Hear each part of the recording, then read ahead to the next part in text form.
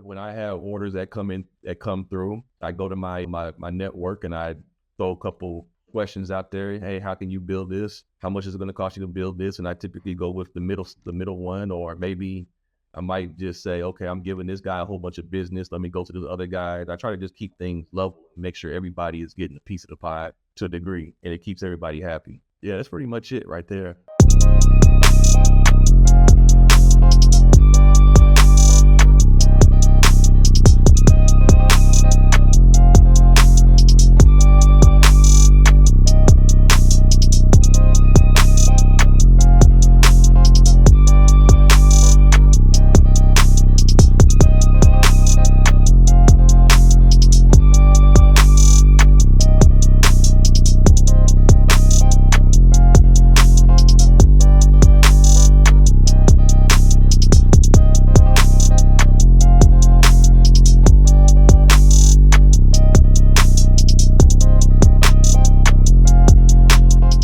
Hello, everyone. Welcome to today's segment here on the Product and Packaging Powerhouse. I am your show host, Megan Young Gamble, Chief Project Officer at GLC, your packaging and project execution team. And ladies and gentlemen, listeners and viewers, I am so excited for this respective episode because this is one where I get to have a conversation with my number one supporter, my life partner, business partner, and ultimately my husband, and also my co-host Amaiyah. So my husband, Brandon Gamble, is joining us at the house today to talk about what it's like to create two respective businesses, also what it takes for him to create his pallet distribution company called Pallet Pros, and also just candid conversation since we onboarded our new team member, which is our daughter Amaiyah. So if you have not been rocking with us, make sure you do hit that subscribe button so that way you get notification of when we drop all of our episodes. And then if you've also been rocking with us for quite some time, welcome back to the house. And so, ladies and gentlemen, I would like to welcome and introduce my husband, my bae, Brandon Gamble. So welcome to the house. Thank you for having me again, and I'm happy to be here. I love how Maya's looking at you.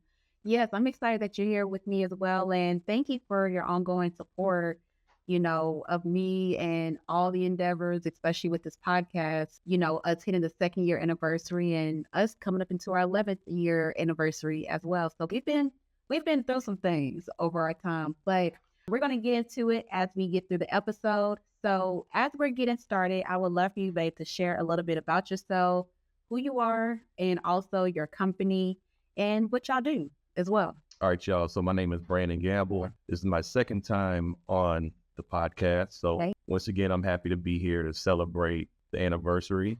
And what I do is I do two things, actually. Well, I do a lot of things. I'm a husband, a loving husband. That's right. I'm a new father to this a very busy five-month-old here. So I'm extremely happy for that. Aside from my house duties, I am the CEO of two companies. I'm the CEO of Pallet Pros, which you see right here on my shirt, and on the hat here. And I'm also the CEO of Pallet Pros Academy. So Pallet Pros is actually a pallet distribution company in Marietta, Georgia, and we service Cobb County. We supply new pallets and refurbished pallets as well as custom pallets, and we do haul-offs for all companies within Cobb County. And on Pallet Pros Academy, I am a coach and mentor for people that want to get into the pallet business, and we teach them the Pallet Pros way to get into the business and quickly scale up to where they're making money and they're successful. So those are the few things that I do and that occupy, my time. Oh, I love that. And guys, let me just share. And babe, I want to also pose it more so as a question to you. So what inspired you to create and establish Pallet Pros? So, and I've told this story to you multiple times, but really, you actually dropped the seeds for the business. I'll never forget, I can't remember the exact year. I want to say maybe 2018 is before the pandemic. And you said we should do something business-wise. Let me rewind a little bit. So before I got into Pallet Pros, Megan and I actually had a photo booth business that we established and launched. And actually, it was on its way to becoming successful. But the pandemic happened and kind of shut that down. But in the midst of us building the photo booth business, Megan and I had a conversation just about what else we could get into. And she brought up logistics. And at the time, I didn't see the vision. And I said, what do you mean like logistics? Like owning trucks and stuff like that. And she was like, well, it's not just trucks. There's a lot of things within logistics, but I just didn't have the vision at that time, and the conversation didn't really go anywhere. So after the pandemic hit and our photo booth business went down, we were both working from home with our respective 9-to-5s, and I came across information on the pallet business through YouTube. And basically from that information that I was able to find on YouTube, I just went out into the world and started to look, about just pallets. And I had just been filling my mind up with so much information that I was seeing on YouTube that I just started seeing pallets behind businesses all over the place. And one day, I'll never forget, I came to her and I was like, look, I want to dive head first into this. And she was like, well, before you do that, see if you can get a leave of absence from your job. And I was able to get that leave of absence. And from there, I just took off and I dove head first in. And once my leave of absence was over, I told her, I said, I'm going to quit my job. And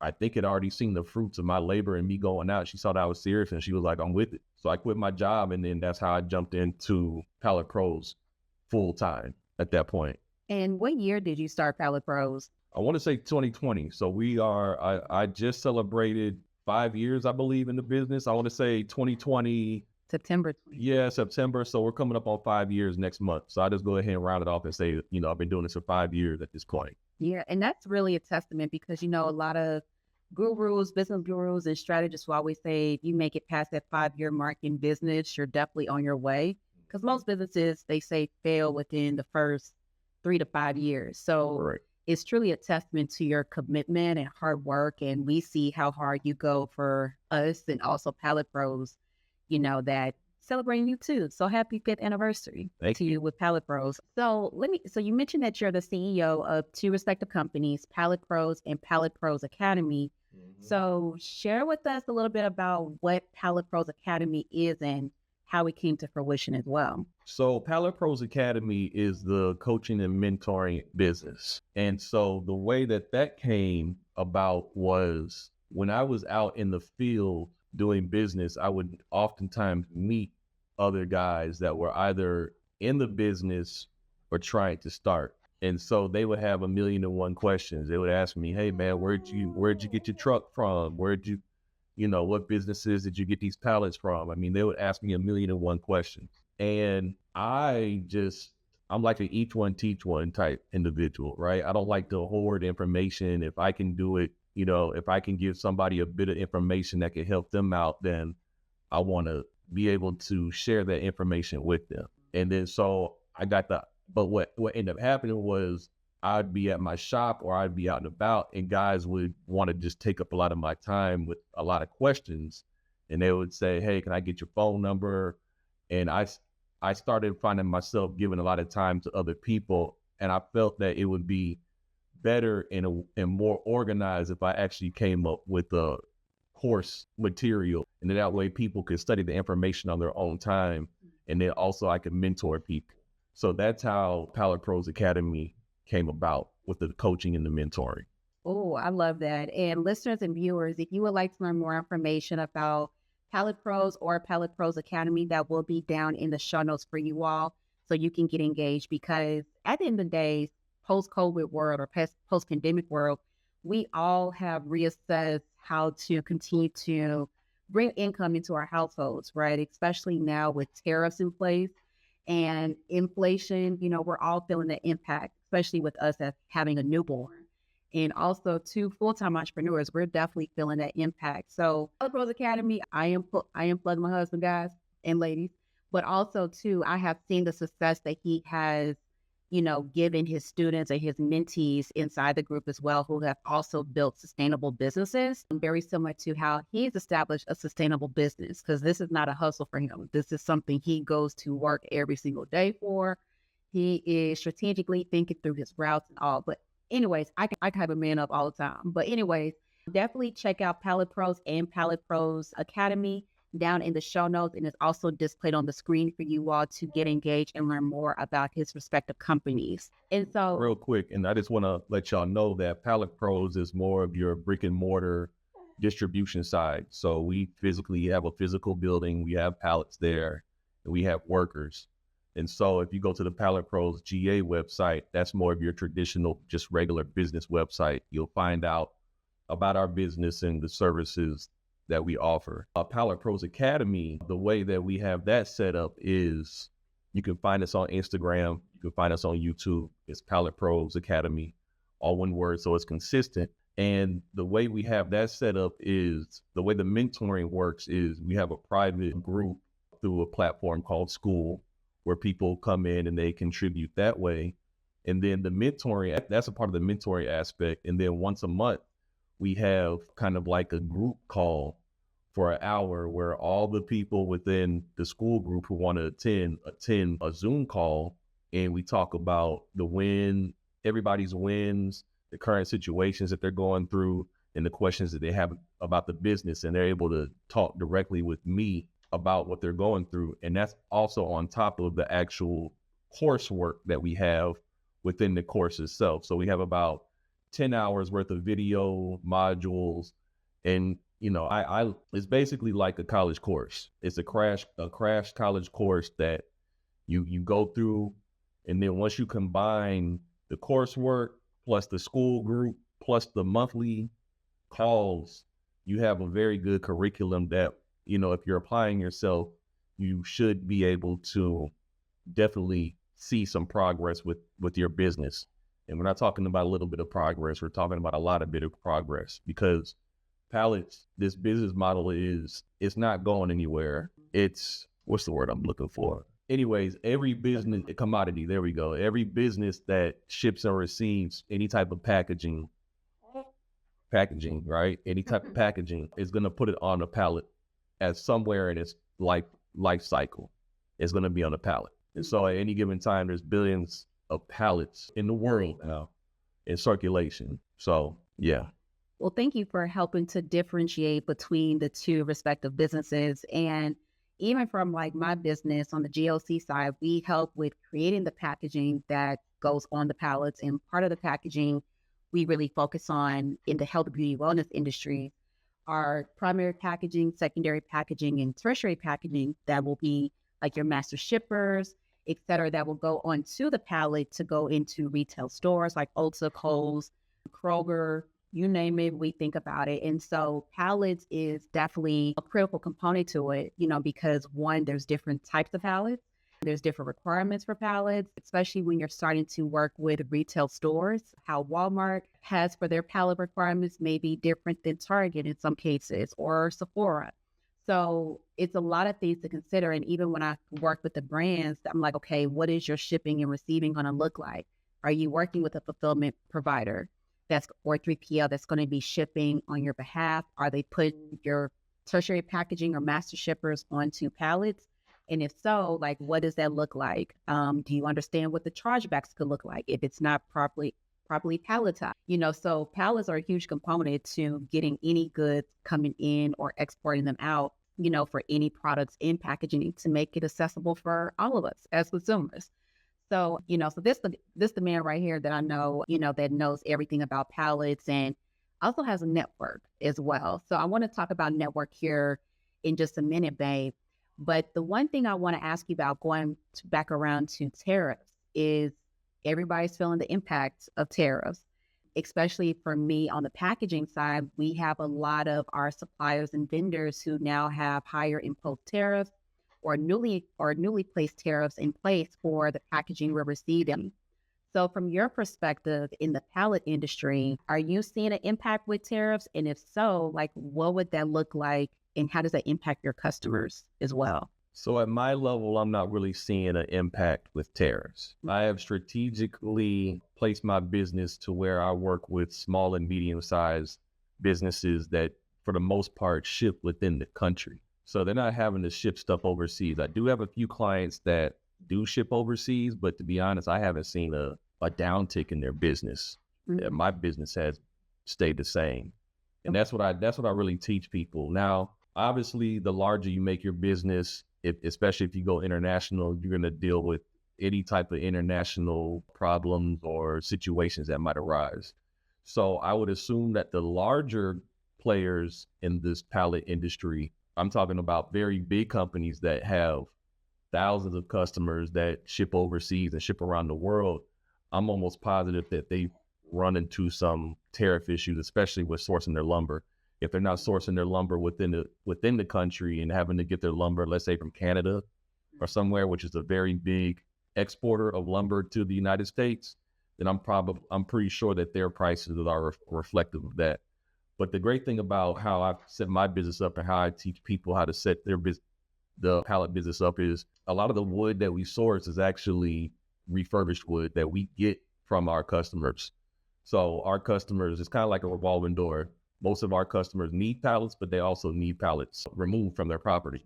So what we'll then do is we'll take the pallets that they remove from their property, we'll take those and bring them back to our warehouse, and then we'll break that down and then make brand new pallets out of that. So we specifically haven't run into any tariff issues at the level that I operate at, and the clients and my customers that I work with, I haven't heard anything about any tariff issues at all, which is great for my business. Basically, the good thing about the pallet industry, the level at is foolproof. I mean, the world pretty much has to stop in order for me to go out of business or really feel a great impact.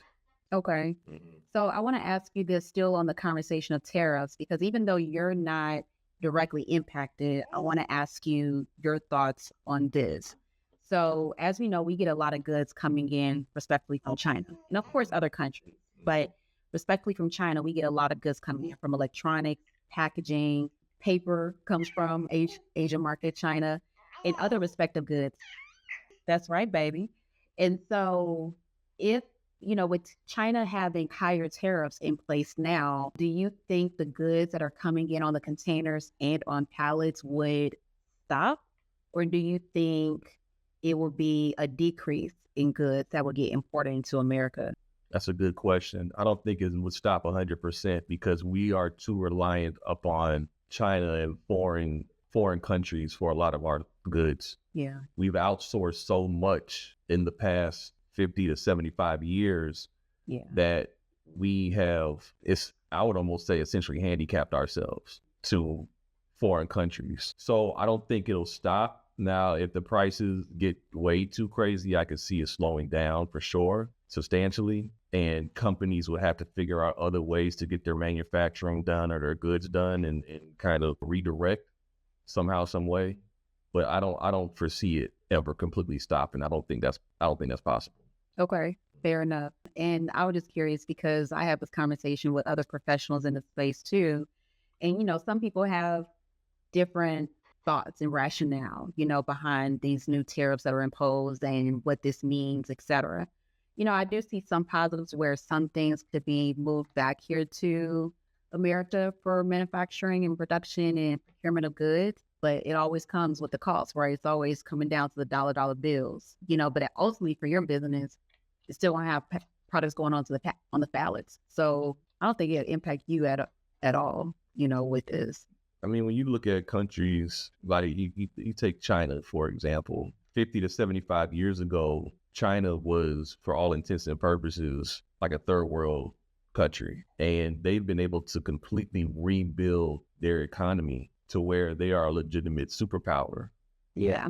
At this point, and pose a major threat to the United States. But they built that off of the back of us outsourcing so much of our manufacturing and, everything to them. So we have, America, United States. I mean, do I believe we can do the stuff here? Yeah, of course. But we've gotten so used to cheap Chinese labor.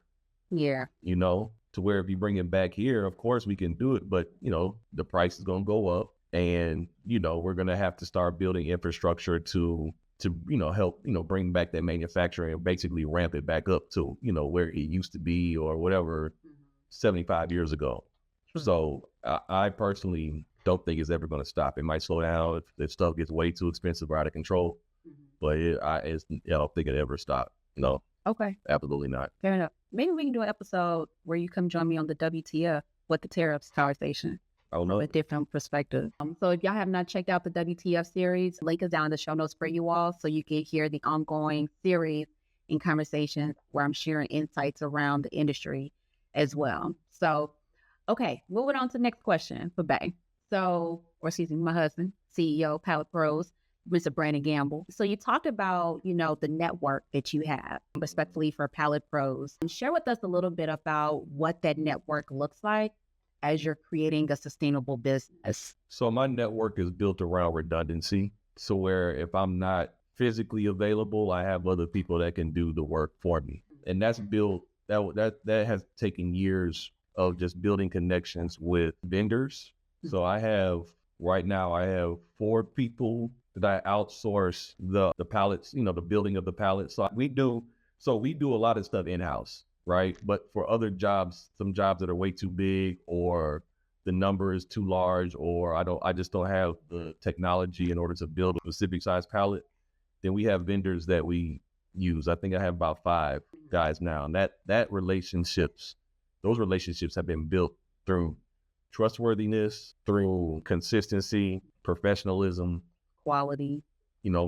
All of it. And the way that I work is when I do a hand, when I shake your hand, I look you in your eye, and I know this is kind of old school, and, I do what I say I'm going to do. And number one, my check's clear. So I think that's the biggest thing is, my money is good and guys realize, okay, they can work with me. So you asked a couple of questions and you said how. So how are you creating a sustainable business with the network that you established? Yeah. So just the redundancy. So when I have orders that come through, I go to my network and I throw a couple questions out there. Hey, how can you build this? How much is it going to cost you to build this? And I typically go with the middle one, or maybe I might just say, okay, I'm giving this guy a whole bunch of business. Let me go to the other guys. I try to just keep things level, make sure everybody is getting a piece of the pie to a degree, and it keeps everybody happy. Yeah, that's pretty much it right there. Yeah. Okay, that's fair. And so since you've established this business and now at 5 years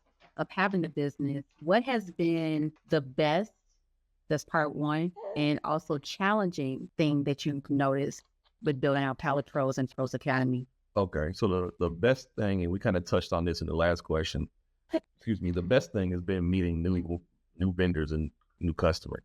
That has been the absolute best thing because these people kind of start to become a part of your life, right? You get to know their families, their wives, their husbands, their kids, because a lot of the stuff that we do it's very blue collar, especially when you're talking about small and medium sized businesses. You're not dealing with corporations. My vendors that I work with are your average everyday guys. They're not big corporations with faceless people, and I'm interfacing with a territory manager or somebody. These are people that are actual owners. So that has been the joy of meeting these people, meeting their crews, being able to host lunch for these people, being able to attend private family events of some of these people. And so you become dug into the community. And so that's been very fulfilling. So that's one of the best aspects of what I do, of my business. Now, what I would say the challenging is obviously continuously building the business is the challenge, because you're always looking for ways to decrease your overhead. You're always looking for ways to increase your profit margins, building out your team to handle things that you don't want to handle, and trusting them to handle things for you, work-life balance. So those are the challenging aspects of, what I do. Okay. Yeah. And definitely appreciate that transparency, because I think we both can attest to, especially with us both operating and building out 2 businesses simultaneously under one household, is the profit margins, absolutely, because of inflation, relying on building and relying on a team to help execute certain aspects of the business that may be your blind spot or just don't have capacity to do it. I feel like we're in a challenging market right now where talent sometimes is difficult to locate, to retain in some cases. But when you do find the talent, you definitely want to keep them, if the profit margins make sense, and also just continuously building out the business too. We're both operating in our respective regards. And, for me, I would say sometimes it can be challenging and overwhelming at the same time, because there are 2 businesses, and with us onboarding a new team member, our daughter Amaiyah, who's 5 months at the time of this recording, you know, that's adding another layer, you know, into the mix. And sleep is very precious, even more of a commodity nowadays. But, you know, I think at the end of the day, you know, I think you do it with much style and grace, to be honest. Even when you're tired, even when you're like, what's the next move? You know, I think you handle it very well. So I want to say thank you to, you know, continuously persevering and pushing through, even when you're tired, and always navigating what's the next move. You're always looking ahead, the visionary, always looking ahead. Well, I'll say it's my pleasure. You know, that's what I'm here for. I'm here to be a father. I'm here to be a husband, a leader, somebody that can lead this family, you know, in a positive direction. And that's what I want to do. I guess we can go ahead and go into the next question. I'll spearhead the next question, because what I'm saying is leading into that. And really, you know, having a daughter now is altered my way of thinking in my business in a positive way. So now I realize I have to be more efficient in my business, so I'm not gone all day. So I have to plan out my days more efficiently, better, and really concentrate on the work-life balance. So I'm home at a decent time. So I'm not beat up, because when I come home, I have my brain switches from entrepreneur to now husband and father. And, you know, I like to contribute. I cook here, you know. I come home, I play with my daughter, I feed her, change her diaper.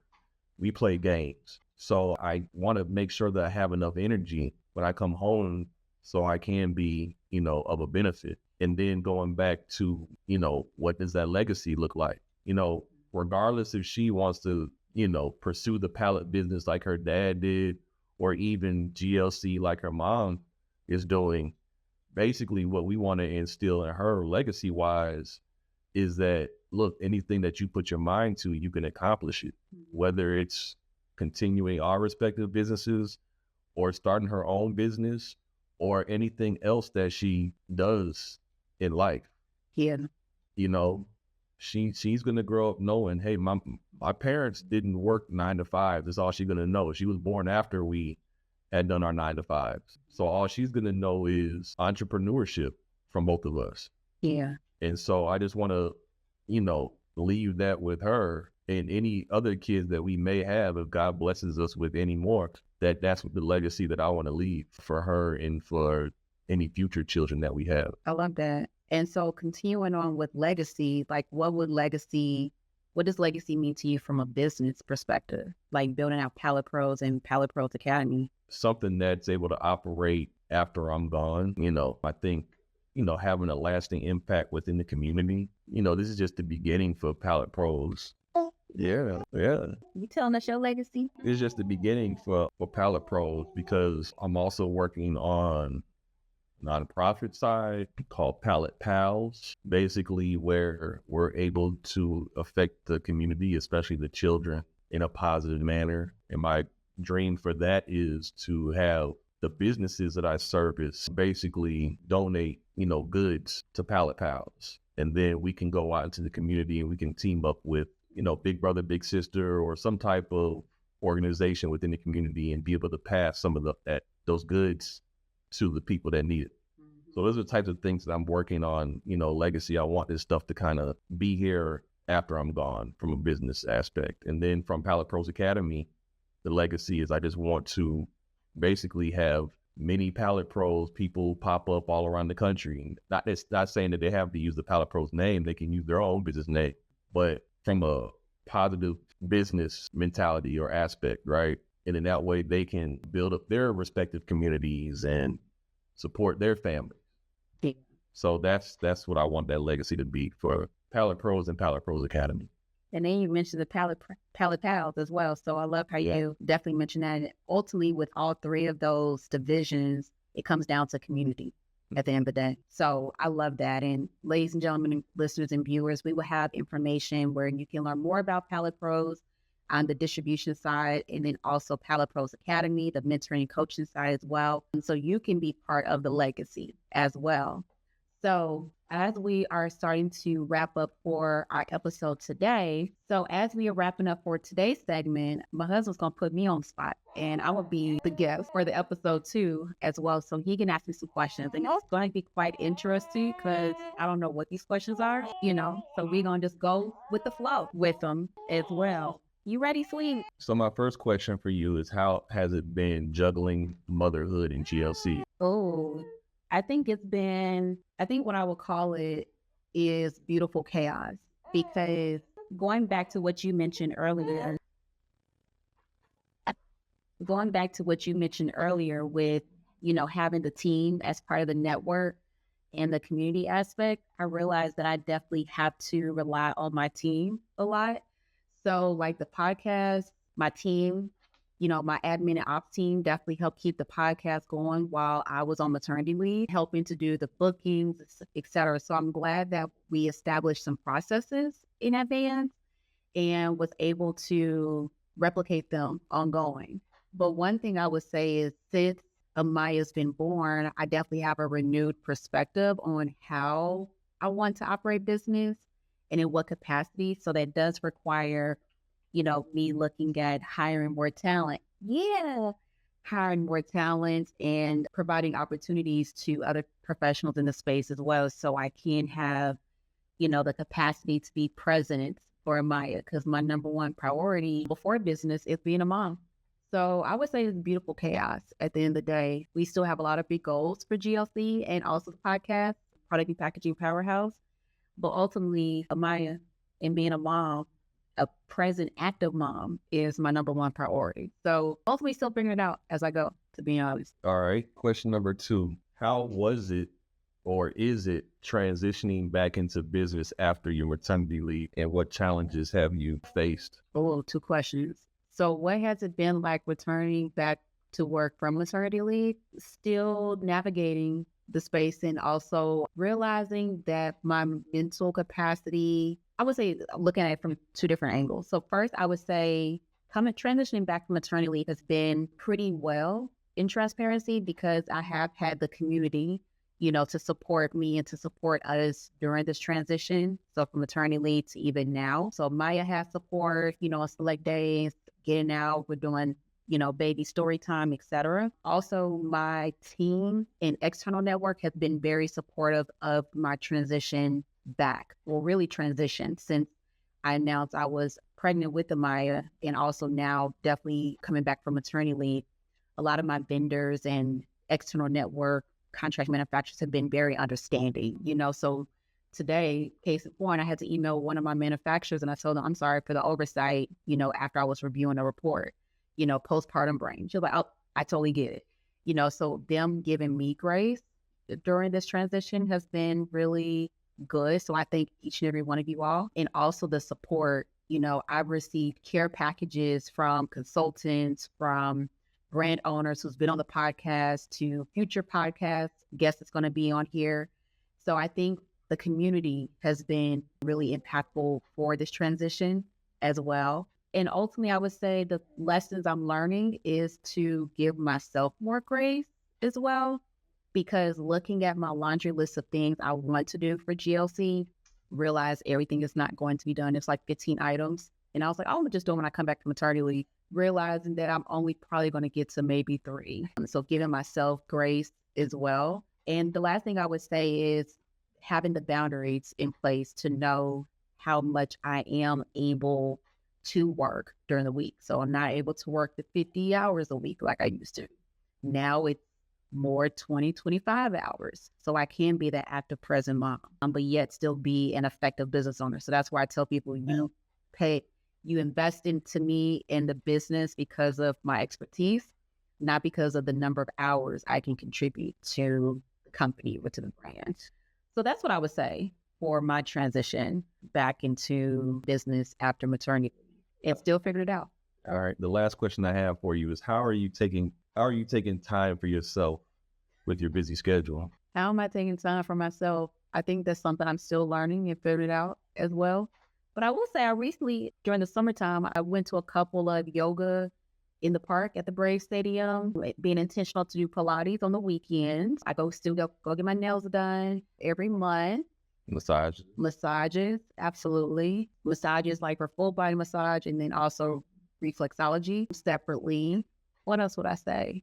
We do our walks to get out the house. Those things I would say is how I'm dedicating time for myself during this transition. I'm still figuring it out because it's still a new normal for me. And with baby girl here, hey, I'm still figuring it out, to be honest. I'm still figuring it out. But I do some of those things that I mentioned earlier, though. So at least it's something versus nothing. Swing. So those are good questions. Good questions to ask me and put me on the spot as well. You can't look at your hot seat question. Okay. So perfect segue into us rounding out the episode as well. So if you've been rocking with us for quite some time, then you know we get into a featured power round with our guests. So we put 90 seconds on the clock and we ask fun, fast facts to our guests that appear here on the Product and Packaging Powerhouse. And so my husband does not know the questions I'm going to be asking him, but I'm going to put him in the hot seat. So I'm going to put 90 seconds on the clock and see how many questions he is able to answer in this short amount of time. So, okay, 90 seconds. So, baby, you ready? Okay, let's go. Okay, so name your favorite rap group of all time. Outkast. Okay, and what's your top song from Outkast that you would like to give a line or a stanza or lyric? Oh, they got just one. Come on, on the spot. Come on. I'll just say Miss Jackson. That's the only one I can think of right on the spot right now. Mrs. Jackson. I'm sorry, Miss Jackson. I am for real. Okay. Never meant to make your daughter cry. I apologize a trillion times. Okay. Yep. Okay. Nice. Okay. So, which tennis shoe would you rock the best? Jordans or Nike Dunks? Jordan. Okay. And with you operating Pallet Pros for the past 5 years, in 10 seconds, name the top size pallets you provide to your customers. 48 by 40, standard 4-way pallet. Okay. Anything else? You said name the top one. Okay, so name top 3. 48 by 48, 4-way pallet, and I do other sizes too. I would say 32 by 32. Okay. 2-way pallet. Okay. If somebody was interested in getting started in the pallet business, what would be the number one piece of advice you would give them? Consistency. Okay. And last question, what makes you a proud dad? Man, I can't answer that question in one thing. Okay. What makes me a proud dad? Having a loving daughter. I mean, she's young right now. She's healthy. She has 10 fingers, 10 toes. She's very smart. She's funny, and she's growing every single day. And I just like watching her as she grows. I love the interactions that we have together. And that's what makes me a proud dad right now. I love it. And if you've been, well, you probably can't see it, but Amaiyah has been looking at her dad when I've been holding her as well. So every time he would speak on this episode, she would just be looking at me like in admiration. So I think that's the cutest thing between them two. So awesome. Well, you did good. I know the last question I put you on the spot. You only have 5 seconds left, but you did good. So, okay. So he said that he's going to put me in the hot seat as well with my power round. So 90 seconds on the clock so you can see time. Okay. So we're going to see how many questions I can answer in this time frame. All right. All right. Tell me a food you dislike after pregnancy. Oh, pickles. Why?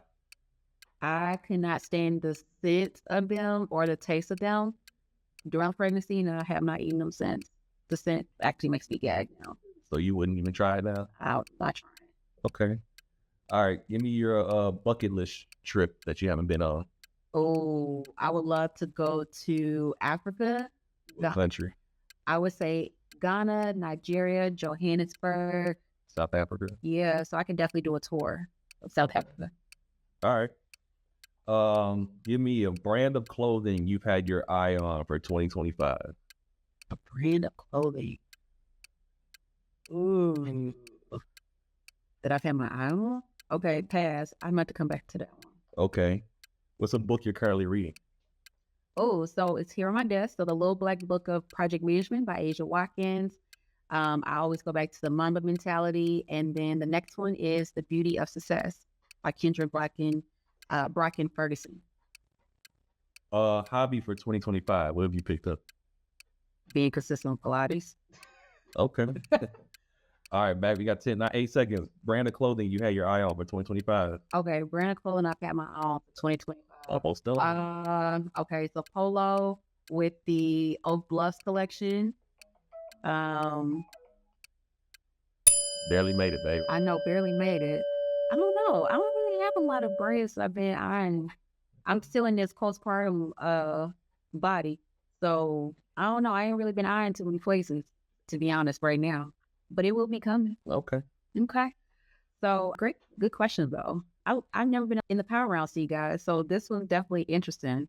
I think I did pretty good though. I must say so myself. Yeah, you did good. So thank y'all so much for listening and tuning into today's episode. So babe, let them know how they can get in contact with you and follow and learn more about what you do. Okay. You can find us on Instagram, Pallet Pros GA. If you're interested about the pallet business itself, if you're interested in learning more about the coaching and mentoring, you can find us at palletprosacademy.com. And that's Pallet Pros Academy also on IG and Pallet Pros Academy on YouTube. Awesome. Yep. Okay. Well, thank you for being one of my featured powerhouse guests. Absolutely. Thank you for having me. Yes. And listeners and viewers, thank y'all so much for joining us in the house today for a candid conversation with me and my babe, my husband, Brandon Gamble. Make sure you do give us some love with leaving us a 5-star rating on your respective platforms because we do read those and it also helps with our ranking as well. So we do have some big goals for the podcast, where we want to be in the top 5. We're currently in the top 6 for Apple Podcasts, and on Spotify, we're actually in the top 5 for our respective industries. So continue to give us some love and definitely sharing this as well with your network. Because as I say on every episode, our net worth is based upon our network. So thank y'all so much for tuning in to today's episode here on the Product and Packaging Powerhouse. Make sure you follow, like, and subscribe, and we'll see you on the next segment. Talk to you soon.